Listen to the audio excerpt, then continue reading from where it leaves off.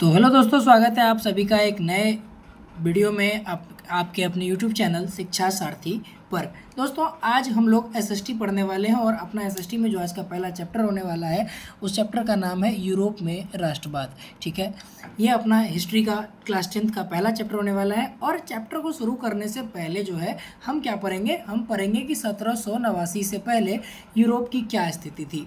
दोस्तों, जिस तरह से आज आप यूरोप को देखते हो ना कि अलग अलग छोटे छोटे देशों में या बड़े बड़े देशों में यूरोप जो है अभी के समय में क्या कहते हैं बटा हुआ है, लेकिन उस समय पर यूरोप अलग अलग बटा हुआ नहीं था, बल्कि वहाँ पर क्या था, तो उस समय पर छोटे बड़े राज्य यानी कि स्टेट्स में बटा हुआ था यूरोप। बटा हुआ नहीं कह सकते, सम्मिलित ही था, लेकिन वहाँ पर क्या थे, छोटे बड़े राज्य हुआ करते थे, रियासतें हुआ करती थी, साम्राज्य हुआ करता था और राजतंत्र हुआ करता था। आज की तरह बटा हुआ नहीं था अपना यूरोप। अपने यूरोप में क्या था, छोटा बड़ा राज्य हुआ करता था, रियासतें हुआ करती थी, साम्राज्य हुआ करता था और राजतंत्र जैसी चीज़ें हुआ करती थी। अब उस समय अगर कोई चीज़ थी या इस समय अगर कोई चीज़ है, तो दोनों में एक चीज़ हम कंसिडर करते हैं कि उस समय पर भी कोई विशेषताएं रही होंगी। अगर उस समय पर छोटे बड़े राज्य हुआ करते थे या फिर रियासतें हुआ करती थी या फिर साम्राज्य हुआ करता था या फिर राजतंत्र हुआ करता था, तो इन सभी चीज़ों की क्या होती होगी, कुछ ना कुछ तो विशेषता होती होगी ना। जो मुख्य विशेषताएं होती होंगी कुछ तो होती होंगी। तो अगर मुख्य विशेषता की बात करते हैं ना हम लोग, मुख्य विशेषताएं, आइए उस समय के कुछ मुख्य विशेषताओं की अगर हम लोग बात करें तो सबसे पहली विशेषता क्या थी, तो सबसे पहली विशेषता होती थी राजतंत्र, जिसको कि हम लोग मोनार्की बोलते हैं। क्या होता था, राजतंत्र। इसको इंग्लिश में क्या बोलते हैं, मोनार्की। ठीक है, अब राजतंत्र क्या होता था कि अधिकांश देशों में राजा का शासन चलता था। क्या चलता था, ज़्यादातर देशों में किसका शासन चलता था, तो ज़्यादातर देशों में भैया राजा का शासन चलता था। ठीक है, राजा अपनी इच्छा से कानून बनाता था, जनता उसकी बात मानने को मजबूर होती थी। ठीक है, याद रखने के लिए आप क्या समझ सकते हैं, तो आप इसमें याद रखने के लिए एक लाइन ऐसे समझ लीजिए कि राजतंत्र बराबर क्या, तो राजतंत्र बराबर राजा का शासन।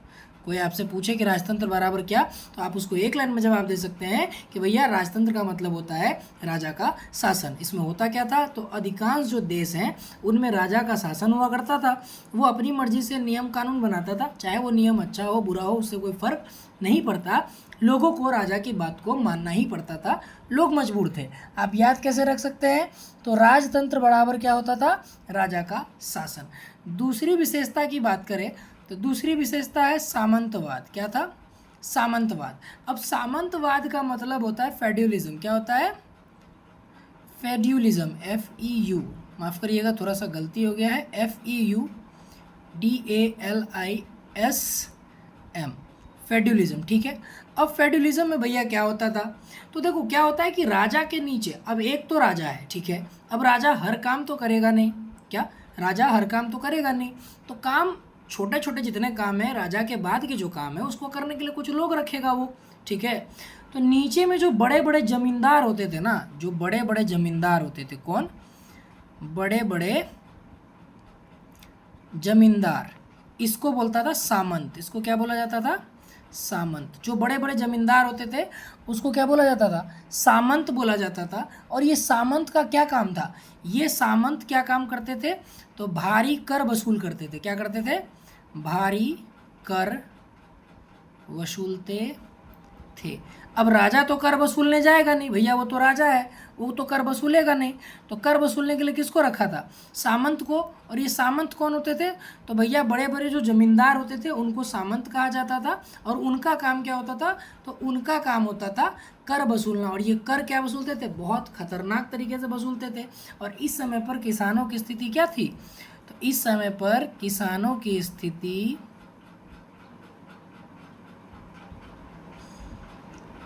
बहुत खराब थी। किसानों की कैसी स्थिति थी, तो भैया किसानों की स्थिति जो थी वो बहुत ही ज़्यादा खराब थी, बहुत दिक्कत में वे लोग चल रहे थे, बहुत सारी समस्याएं भी उनके साथ थी। अब जाहिर सी बात है, अभी हमने आपको पढ़ाया कि किसानों की जो स्थिति थी वो क्या थी, बहुत ख़राब थी। अब मान करके चलो कि आप अगर कोई चीज़ उगा रहे हो, फसल उगा रहे हो, उगा रहे हो, बेच रहे हो 5 रुपये में और आपको 4 रुपये टैक्स ही देना पड़ जाता है, तो स्थिति तो खराब होगी ही। तो दो मुख्य विशेषता क्या हो गई, एक हो गया अपना राजतंत्र मोनार्की, याद करने का ट्रिक क्या बताए कि राजतंत्र बराबर राजा का शासन, दूसरा चीज़ सामंत, जमींदार जो लोग होते थे उनको सामंत कहा जाता था। तीसरा खासियत इसका क्या था, ये मोनार्की उस समय राजतंत्र जो थे, जो बटा हुआ था यूरोप में, जो राज थे, बड़े बड़े रियासतें थी, साम्राज्य था, राजतंत्र था, उस समय की विशेषता में तीसरी विशेषता क्या है कि समाज जो था ना वहाँ का, उस समय का समाज 3 वर्गों में, समाज 3 वर्गों में क्या था, बटा था। समाज कितने वर्गों में बटा था, तो भैया समाज 3 वर्गों में बटा था। अब बात करते हैं पहला वर्ग की। किस वर्ग की, पहले वर्ग की। पहले वर्ग में कौन कौन आते थे, तो पहले वर्ग में आते थे पादरी, चर्च में रहते हैं ये, कहाँ पर, चर्च में। दूसरा कौन आता था, तो इसमें दूसरा आता था, ये फायदा भी है नुकसान भी है, इसमें क्या होता था, कोई कर नहीं देता था। इसमें क्या था, कोई कर नहीं देता था। और इन लोगों को क्या था, पादरी लोगों को, इन लोगों को विशेष अधिकार प्राप्त था। क्या था, पादरी लोगों को विशेष अधिकार प्राप्त था। ठीक है, ये हो गया एक कि समाज कितने वर्गों में बटा हुआ था, तो भैया समाज 3 वर्गों में बटा था। पहला वर्ग पादरी का होता था, पादरी कोई कर नहीं देता था, कोई टैक्स नहीं देता था, और बहुत ज़्यादा विशेष जो अधिकार हैं इनके पास वो होते थे। ठीक है, दूसरा वर्ग कौन होता था, तो दूसरा वर्ग की जब हम लोग बात करेंगे तो दूसरे वर्ग में आते थे कुलीन वर्ग। कौन से वर्ग, कुलीन वर्ग, जिसको हम लोग नोबेलिटी बोलते हैं। क्या बोलते हैं, नोबेलिटी। थोड़ा उच्च वर्ग के लोग कह सकते हैं इसको, आम भाषा में समझने के लिए इसको क्या बोलते थे, कुलीन वर्ग, नोबेलिटी। ठीक है, इनमें इसके पास क्या होता था, इनके पास बड़ी बड़ी ज़मीनें होती थी। क्या होती थी, बड़ी बड़ी ज़मीनें। ठीक है, कुलीन वर्ग के लोगों के पास क्या होती थी, बड़ी बड़ी ज़मीनें। समझने के लिए आप ऐसा समझ लीजिए कि अंबानी होते थे ये लोग, आज के अंबानी। ठीक है, और ये भी क्या नहीं देते थे, तो ये भी कर नहीं देते थे। ठीक है, 2 वर्ग के लोग आप समझ रहे हो यहाँ पर कि 2 वर्ग के लोग कर नहीं दे रहे हैं। पहला वर्ग यानी कि जो पादरी वाले लोग हैं वो क्या नहीं दे रहे हैं, तो कर नहीं दे रहे हैं, विशेष अधिकार भी प्राप्त है। दूसरा वर्ग यानी कि कुलीन वर्ग वाले लोग, बड़ी बड़ी ज़मीनें जरूर हैं लेकिन क्या नहीं दे रहे हैं, तो भैया ये भी कर नहीं दे रहे हैं। एक तीसरा वर्ग, 3 वर्ग में बटा हुआ था समाज, और ये रहा आपका तीसरा वर्ग। अब तीसरे वर्ग में भैया कौन आते थे, तो तीसरे वर्ग में बहुत सारे लोग आते थे। तीसरे वर्ग में आते थे किसान, मजदूर। तीसरे वर्ग में आते थे व्यापारी। कौन आ गए, व्यापारी आ गए। इसमें एक आदमी और आता था, आम जनता, कॉमन पीपल। ठीक है, आम जनता आता था। अब ये तो आ गए, ये सब क्या आ गए, ये इसमें तो आम वर्ग के लोग आ गए। कौन कौन आए तीसरे वर्ग में, किसान आ गए, मजदूर आ गए, व्यापारी आ गए और आम जनता आ गया। सिर्फ आने से ही नहीं हुआ, अब यहाँ पर क्या था, इन सभी के पास सबसे कम अधिकार भी थे। क्या था, सबसे कम क्या कहें, हम ऐसा सीधा समझते हैं कि कोई अधिकार ही नहीं था। क्या था, कोई अधिकार ही नहीं था। और ये वर्ग क्या करता था, ये वर्ग सबसे अधिक कर देता था। ये वर्ग क्या करता था, सबसे अधिक कर देता था। मतलब समाज 3 वर्गों में बटा हुआ है। पहला वर्ग क्या है, तो पहला वर्ग है पादरी, चर्च वाले। इनके पास बहुत सारा अधिकार है, विशेष विशेष अधिकार प्राप्त है इनको, लेकिन ये क्या नहीं देते थे, तो भाई साहब ये कर नहीं देते थे। दूसरा वर्ग कुलीन वर्ग, बड़ी बड़ी ज़मीनें इनके पास होती थी, लेकिन ये भी क्या नहीं देते थे, तो ये कर नहीं देते थे। तीसरा वर्ग ये था किसान, मजदूर, व्यापारी, आम जनता। यानी ये लोग गरीब हैं, गरीबी में मारे हुए हैं, बावजूद उसके यह जो वर्ग है ये सबसे ज़्यादा कर देता था। ये वर्ग क्या करता था, तीसरा वर्ग सबसे ज़्यादा कर देता था। और इसको असमानता बोलते हैं। ये असमानता है, तीनों इक्वल नहीं है। इनके पास बहुत ज़्यादा अधिकार है, इनके पास भी अधिकार है, ये दोनों कर नहीं देते। ये क्या करता है, सबके बदले का कर देता है।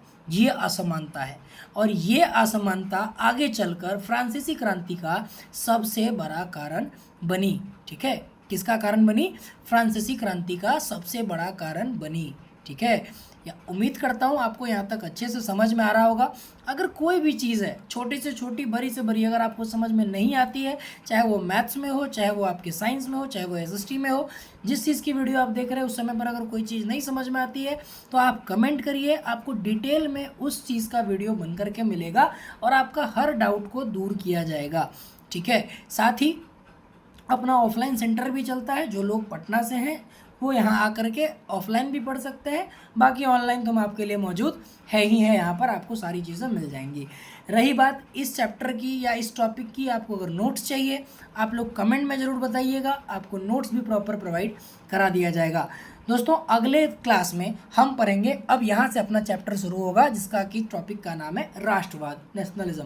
क्या होता है, क्या होता है, नहीं होता है, कैसे होता है, हर चीज़ को हम लोग अगले वीडियो में पढ़ेंगे। आज के लिए फिलहाल इतना ही, तब तक के लिए चैनल को लाइक करिए, शेयर करिए और सब्सक्राइब जरूर करिएगा, दोस्तों के साथ शेयर जरूर करिएगा ताकि आप भी पढ़िए, आपके दोस्त भी पढ़े। कंटेंट रोज आएगा, चैनल पर बने रहिए, पढ़ते रहिए, सीखते रहिए। जय हिंद।